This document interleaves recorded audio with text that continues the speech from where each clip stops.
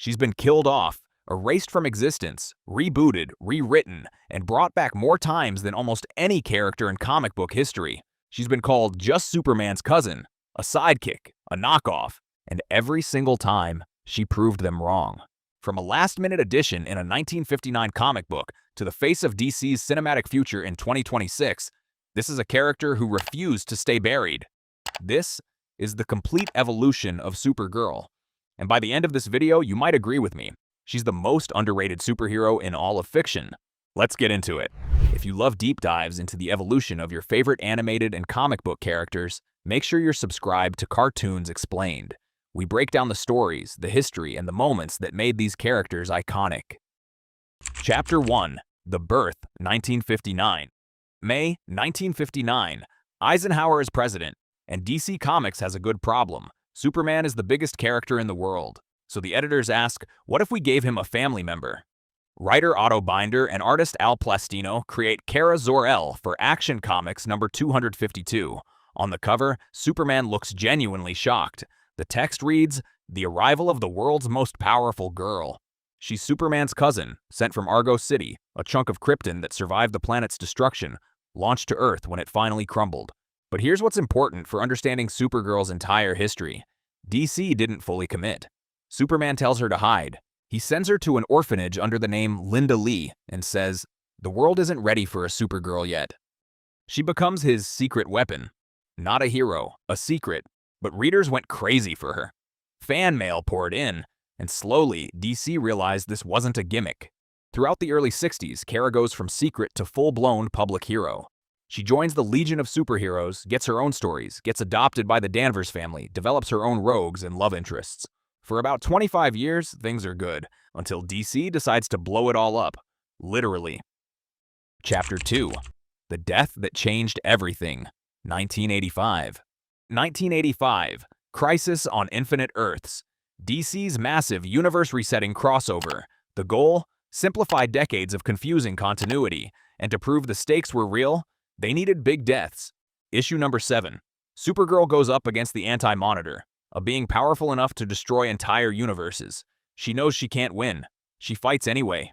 She saves Superman. She saves everyone. And she dies in her cousin's arms. That cover, Superman screaming, cradling her body, is one of the most iconic images in comic book history. Period. But here's where it gets wild. DC didn't just kill her. After Crisis restructured the universe, they decided Superman should be the only Kryptonian. Kara Zor-El didn't just die. She was erased. She never existed. No one remembered her. 26 years of stories. Gone. DC thought that was the end. They were wrong. Chapter 3. The Wilderness Years, 1988 to 2003. DC said no more Kryptonian Supergirl, but the name was too valuable to shelve. What followed was the experimental era. 1988. John Byrne introduces Matrix, a synthetic shape-shifting Supergirl from a pocket universe. She dates Lex Luthor. Yes, really. The 90s got weird. Then in 1996, writer Peter David takes over and something special happens. Matrix merges with a human named Linda Danvers, and Peter David's run becomes one of DC's most underrated books. Part superhero story, part religious mythology, part small-town drama. It ran 80 issues and has a cult following to this day. But fans kept asking the same question. When is Kara Zor-El coming home? Chapter 4. The Return, 2004. Superman/Batman number 8. Written by Jeff Loeb. Art by Michael Turner. A rocket crashes into Gotham Bay. Inside, a teenage girl. Blonde, confused, insanely powerful. Kara Zor-El is back. Turner's redesign is iconic. It defines Supergirl's look for a generation. Batman distrusts her. Superman embraces her. Wonder Woman trains her on Themyscira. Darkseid kidnaps her. It culminates in Superman/Batman Apocalypse, one of the best Supergirl stories ever told. Darkseid is evil. But did he influence me? Or just bring out a darkness that is already there? You're here with me, and you're okay. Nothing else matters. She gets a solo book in 2005, and honestly, the early issues are rocky. Different writers kept pulling her in different directions. But Sterling Gates' run starting in 2008 is when modern Supergirl clicked. He made her compassionate, determined, and crucially, her own person, not Superman's shadow. She joined the Justice League. She earned her place. Chapter 5. The Animated Evolution. Now let's talk about where millions actually first met Supergirl. Animation. 1998, Superman, the animated series. Bruce Timm and Paul Dini introduce Kara in Zay. She's headstrong, impatient, and eager to prove herself. Then in Justice League Unlimited, she becomes a full League member. The show explores her trauma from Darkseid's brainwashing, her fear of what she could become. It's dark, mature, and some of the best Supergirl content ever made. 2010, Superman/Batman, Apocalypse adapts her comic return. Summer Glau voices Kara, and the film nails what makes her compelling. She's not just powerful, she's lost. A teenager who lost her world trying to find her place. The final fight against Darkseid, one of the best animated DC fights ever. DC Superhero Girls from 2015 reimagined her as a guitar-playing rebel for younger audiences and introduced Supergirl to a whole new generation. Don't sleep on it. And My Adventures with Superman in 2023 gives us Kara as an initially antagonistic figure shaped by Kryptonian propaganda. It's a fascinating reimagining that proves her story can be retold 100 ways and still feel fresh. Chapter 6, Live Action. 1984. Supergirl, the movie. Helen Slater brings genuine warmth to Kara. Everything else? A witch villain? A magical MacGuffin? Peter O'Toole looking confused. It bombed and scared Hollywood away from Supergirl for 3 decades. But Slater planted a seed. 2007, Smallville. Laura Vandervoort joins as Kara in Season 7 and she's a revelation. Genuinely otherworldly, powerful, with great chemistry with Tom Welling's Clark. The first live-action version that truly felt like comics Kara. Then the big one.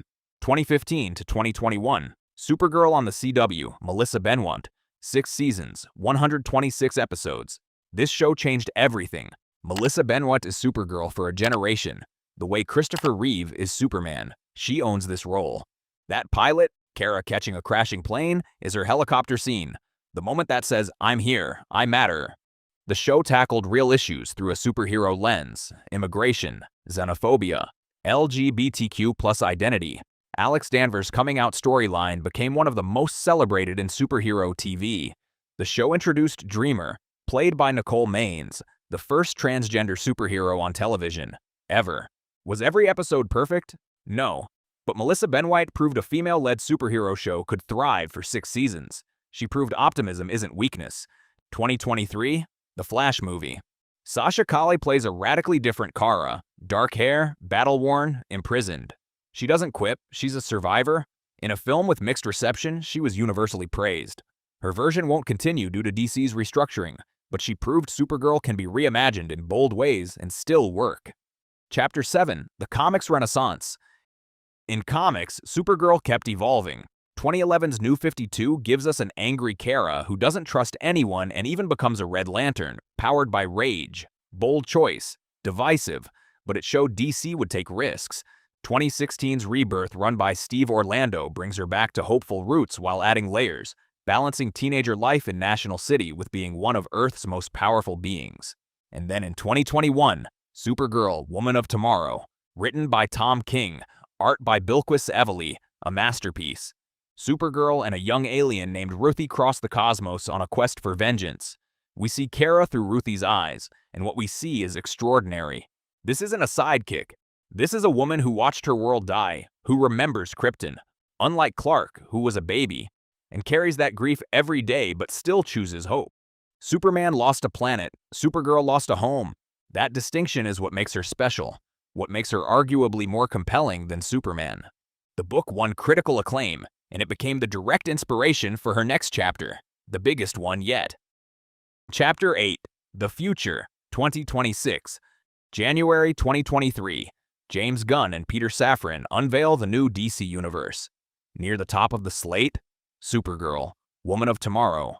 If you've seen that performance, you know she can play vulnerability, strength, and someone carrying the weight of a dying world. She is Kara Zor-El. The film releases in 2026, positioned not as a spin-off, as a cornerstone of the DCU. Think about that. In 1959, she was hidden away, not allowed to be a public hero. In 1985, she was killed and erased from existence. In 1984, her movie flopped so hard it scared studios away for 30 years. And now, in 2026, she stands shoulder to shoulder with Superman and Batman as a pillar of DC's cinematic universe. That's not evolution, that's resurrection. Supergirl's story is ironically the most human story in superhero fiction. It's about being underestimated, dismissed as just something, just a cousin, just a girl, just a copy. It's about being erased and still coming back. Every version of Kara, from Binder's original to Slater's earnest performance, to Benoist's sixth-season triumph to Alcock's upcoming turn, carries the same truth. You don't have to be first. You don't have to be the most famous. You just have to refuse to quit. Superman inspires us because he's powerful. Supergirl inspires us because she's brave. And in 2026, the whole world is finally going to see that. If this video opened your eyes to her history, smash that like button. Subscribe for more deep dives, and drop a comment. Which version of Supergirl is your Supergirl? I'll see you in the next one.